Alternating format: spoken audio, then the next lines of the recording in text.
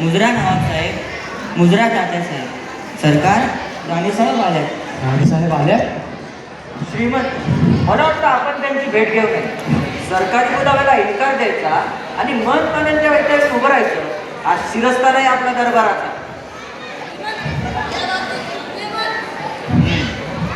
मलाही नवाबांचं म्हणणं योग्य वाटतं, कारण हा फक्त आमचा नाही तर आमच्या सिंहासनाच्या प्रतिष्ठेचा सवाल आहे.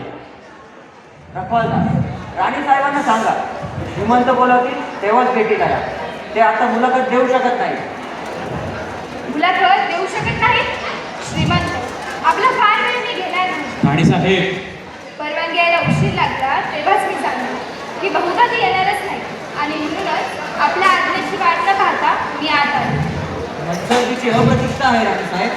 श्रीमंत, आपल्यालाही असंच वाटतं? होय, आम्हालाही असंच वाटतं. रिवाजाचे काही नियम असतात, ते तख्ताचे असतात आणि ते पाळलेच गेले पाहिजे.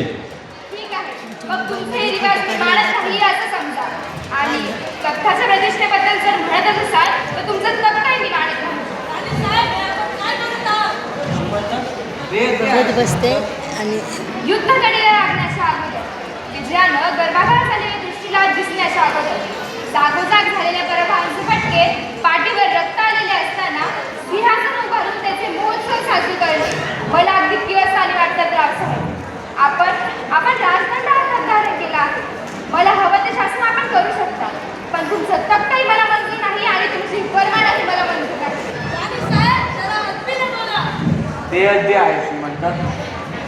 ब्रह्मवर्गाची म्हणून तुम्ही विसरलात रावसाहेब. नाहीतर झाशीची राणी या सेनापती पदासाठी हटून बसली आहे. ही जहरी नालस्ती तुमच्या कानाने सहन केली नसते. पण तुम्ही ते शांतचित्ताने ऐकून घेतली. तुम्ही आणि तात्यांनी आणि या राज दरबारात संभावितपणानं या गोष्टीचं छर्वणही केलं. राणी साहेब, म्हणजे आपल्याजवळ हे आहे. नाही, माझ्याजवळ हे नाही, फक्त शिपाई आहे. तुमच्या या दरबारी राजकारणाची दीक्षा मी आता घेतली नाही नवाबसाहेब.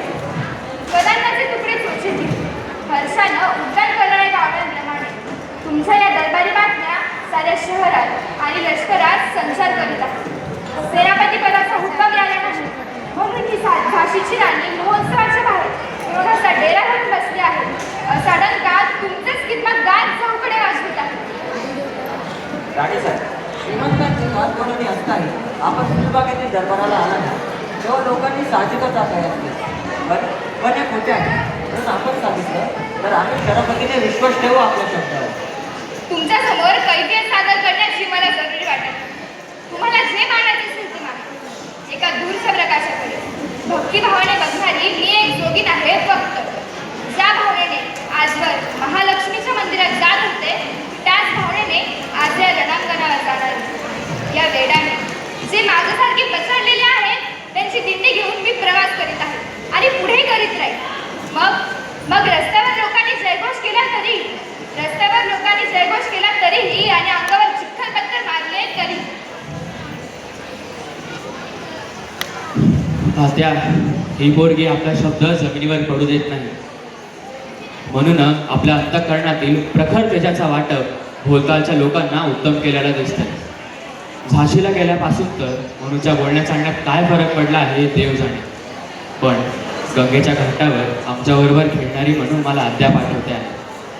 विजेचे पंख लावूनच वावरायची. ठीक आहे जुलेखा, हे जुलेखा, मी खरोखरच थट्टेनं बोललो नाचाबद्दल. तू जा आणि विश्रांती घे. घटकाभराच्या आत मी तुला उत्तराचा खलिता देतो. दिवसकाल्याच्या आत तुला झाशीला परत निघता येईल. रावसाहेब, आपली फौज केव्हा निघणार? राणीसाहेबांनी खलिद्यात काय लिहिले आहे मला ठाऊक नाही, पण झाशीमधील परिस्थिती फार निकराची आहे सरकार. माणसे तयार आहेत पण साधनं फार कमी आहे.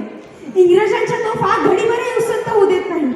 या प्रलयामध्ये माझी महालक्ष्मी कोसळता आकाश हातावर घेऊन पहाडासारखी उभी आहे. धड झोप नाही का धड जीवनही नाही. सारख्या घोड्यावर स्वार असतात. रावसाहेब आपली कुमक वेळेवर पोहोचली नाही तर आपल्या पायावर डोके ठेवते आणि विनंती करते, माझ्या राणीला वाचवा, माझ्या राणीला वाचवा, माझ्या राणीला वाचवा.